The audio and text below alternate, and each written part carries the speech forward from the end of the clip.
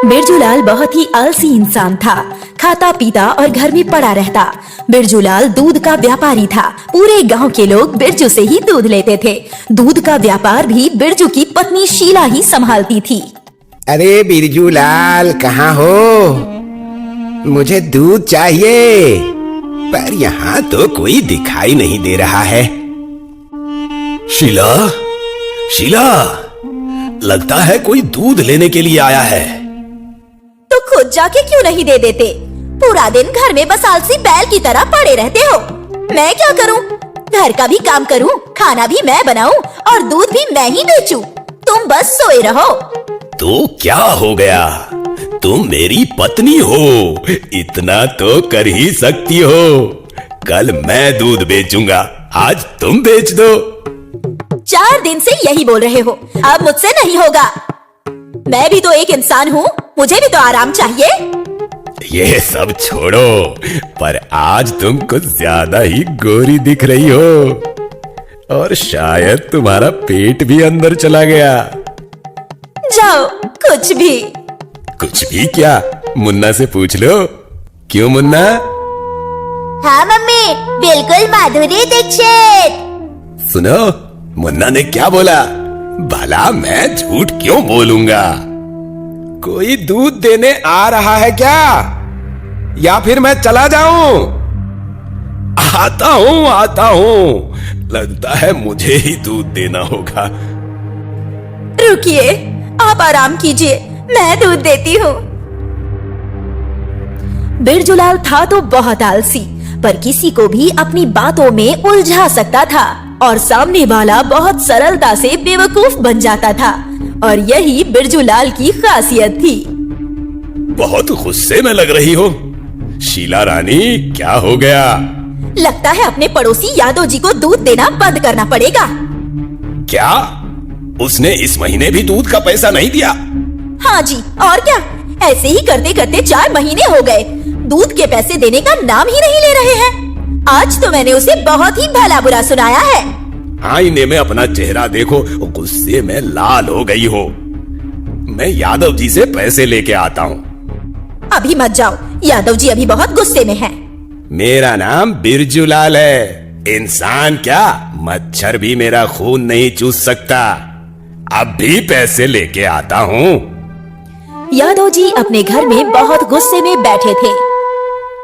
वो दो कौड़ी की शीला मुझे मेरे ही घर में भला बुरा करके गई। बोलती है मैं पेटू। कहाँ मेरा पेट निकला है? नमस्ते यादव जी, कैसे हैं आप? हाँ, आजा और तू भी मुझे भला बुरा बोल दे। राम राम राम। मैं आपको भला बुरा क्यों बोलूं भला? आप तो मेरे ग्राहक हो और ग्राहक भगवान का रूप होते हैं। ये बात अपनी पत्नी को समझा। बस 4 महीने से दूध का पैसा नहीं दिया, तेरा पैसा लेके मैं भाग थोड़ी रहा हूं।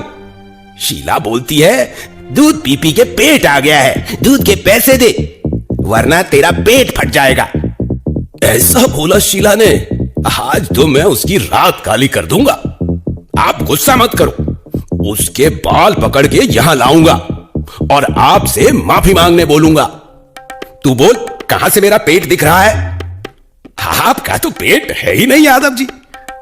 आपसे तंदुरुस्त इंसान नहीं है इस गांव में। तूने सही बोला, तू ही मेरा सच्चा दोस्त है। मुझे भी यही लगता है। जी जी, मैं तो कह रहा हूं, शीला को मुन्ना की स्कूल फीस भरनी है तो ग्राहकों के साथ ऐसे बात थोड़ी कर सकते हैं। आज उसकी अच्छे से खबर लूंगा। यादव जी, आप 1 साल तक दूध का पैसा मत दो, सब बाद में एक साथ दे देना। यादव सोच में पड़ गया। अरे बिरजूलाल, तू एक काम कर, अभी 1 साल का पैसा ले ले। अरे यादव जी, कोई बात नहीं, आप कहां भागे जा रहे हैं? नहीं, तू मेरा अच्छा दोस्त है, अभी ले ले 1 साल के पैसे, जैसा आपको सही लगे।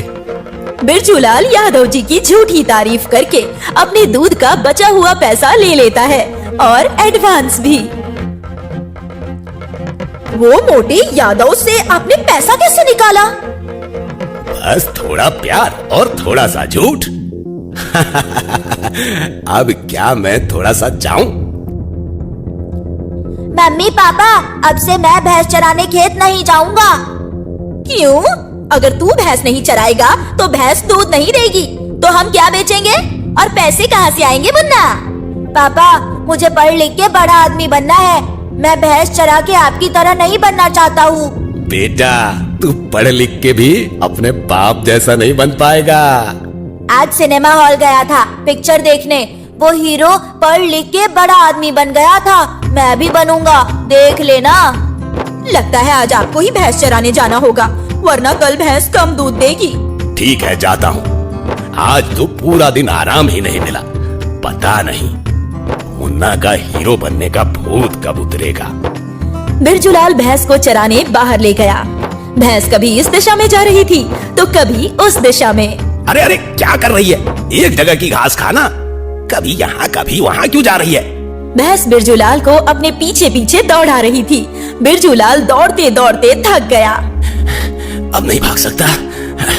एक काम करता हूँ, भैंस के ऊपर ही बैठ जाता हूँ। थकूंगा भी नहीं और भैंस घास भी खाती रहेगी। बिरजूलाल भैंस के ऊपर बैठ जाता है और बैठे बैठे उसे नींद आ जाती है और वो सो जाता है। भैंस घास खाते खाते रास्ता भटक के जंगल में चली जाती है और जंगल में एक लुटेरा भैंस के सामने आ खड़ा हुआ। लुटेरे के हाथ में एक लाठी थी। वाह वाह, एक भैंस। ओए उठ, उठ जा। तेरी सुबह नहीं हुई है क्या? कौन है भाई साहब? मैं यहाँ कैसे पहुंचा? मुझे कैसे पता? मैं तो लुटेरा हूँ, इसी जंगल में रहता हूँ। गांव से लूट कर यहीं छुप जाता हूँ और तू आज खुद लुटने जंगल आ गया। क्या क्या क्या? मुझे जाने दो, मैं गलती से यहाँ आ गया। मेरे पास आपको देने के लिए कुछ नहीं है। क्यों झूठ बोल रहा है भाई? तेरी गाड़ी दे, पैसे दे। हाँ हाँ, सब ले लो, पर मुझे जाने दो। तेरी भैंस तो मोटी तगड़ी है, भैंस भी मुझे दे। लगता है बहुत दूध देती होगी ये। पूरे गांव में सबसे ज्यादा दूध यही भैंस देती है। तो ये भैंस मेरी है। अब तू निकल यहां से, वरना इस लाठी से तेरी खोपड़ी खोल दूंगा। निकल यहां से। लुटेरा बिरजूलाल की भैंस भी लूट के ले जा रहा था। लुटेरे भैया, मेरी पत्नी बहुत गर्म दिमाग की है। अगर खाली हाथ गया तो मुझे घर से निकाल देगी। कुछ तो दे दो मुझे भाई। छी, कितना डरपोक है, पत्नी से डरता है।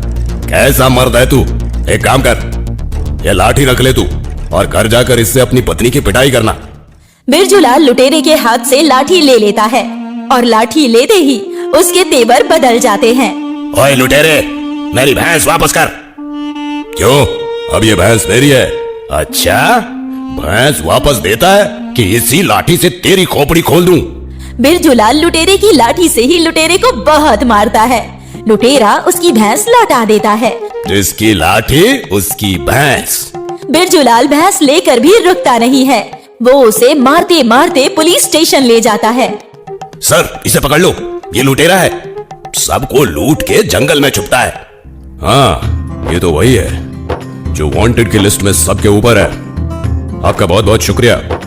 तुझे छोड़ूंगा नहीं, याद रखना, मैं वापस आऊंगा। अरे बिरजूलाल, तुमने इतने बड़े लुटेरे से भैंस कैसे बचाई? ये लाठी है ना, इसकी वजह से। और आपने सुना ही होगा, जिसकी लाठी उसकी भैंस।